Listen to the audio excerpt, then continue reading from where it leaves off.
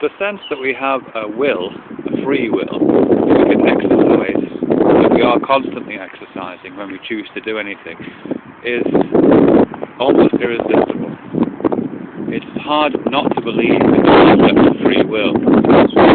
It feels completely intuitive. And yet I know that there are very robust studies which demonstrate that that idea of free will, the idea that I am the author of my actions, those studies suggest that that's an illusion.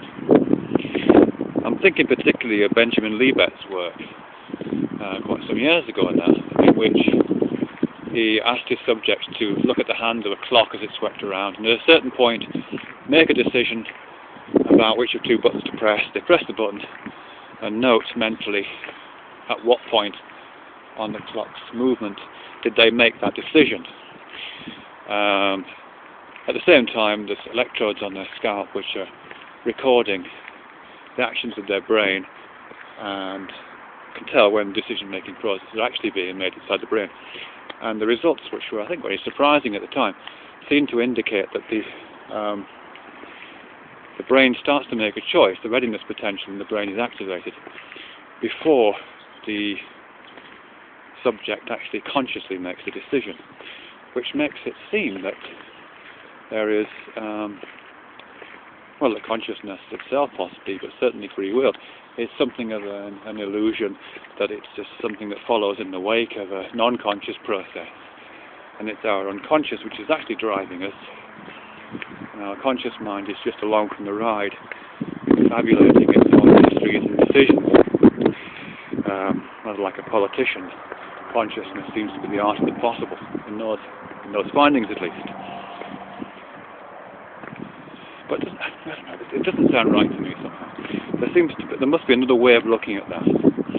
And it seems to me that one of the, well actually, just to follow up on that really, one of the things that Libet said himself, or noticed, and commented on, is that whilst consciousness doesn't appear to have free will, there doesn't appear to be conscious ability to initiate action, we do have the conscious ability to prevent veto, which Libet jokingly referred to as the free won't rather than the free will, which can seem a bit of a sort of paltry power really. It seems that, you know, in thinking about that compared to what seems like the awesome responsibility and the awesome accountability of waking consciousness and the ability to initiate action and agency and control that applies. It seems in contrast to that, this simple writing veto is just naysaying. It is tiny by comparison. But I think there's a way of looking at it which restores some of its, if not its power, then at least its complexity. I mean, certainly, if the only decision I could make right now, I'm just standing on the edge of an old disused railway line where I'm walking my dogs, if the only decision I had to make right now was to go left or right, and the urgings of my non-conscious mind was prompting me to go left, and I said no, I went right, if that was the only choice I could make, that would be pretty weedy. But I must have much more choices. You know, I mean, there's trees all around me here. I couldn't really be climbing one of these trees right now, or running through the field that's in front of me, or vaulting over this fence here, or picking up these sticks, or digging a hole in the dirt here by my feet. I could be doing any of these things, and I'm thinking about them, even whilst I'm saying these things are running through my mind, and I'm not doing them. I'm not doing any of this stuff. So I seem to be saying no to a heck of a lot of stuff here. And that must be happening to me all the time.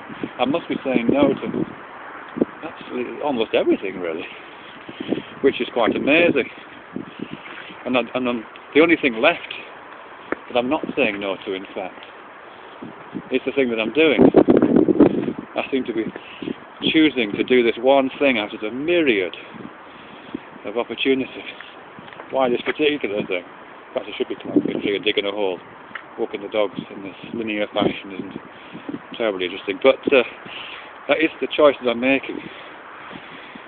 It reminds me of that I don't even know if it's true or not, but there's at least a story that Inuit sculptures working with whale bones or with seal tusks imagine that the sculpture is somehow already buried somewhere inside of the object, inside of the bone or inside of the tusk, and their job is to carve away everything that is not the desired object, leaving the desired object behind.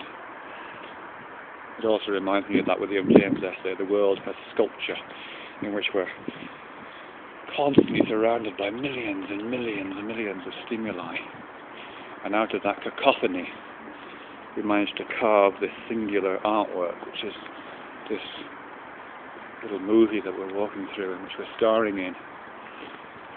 That carving process, which is the exercising of the free will. It is an incredible process, really.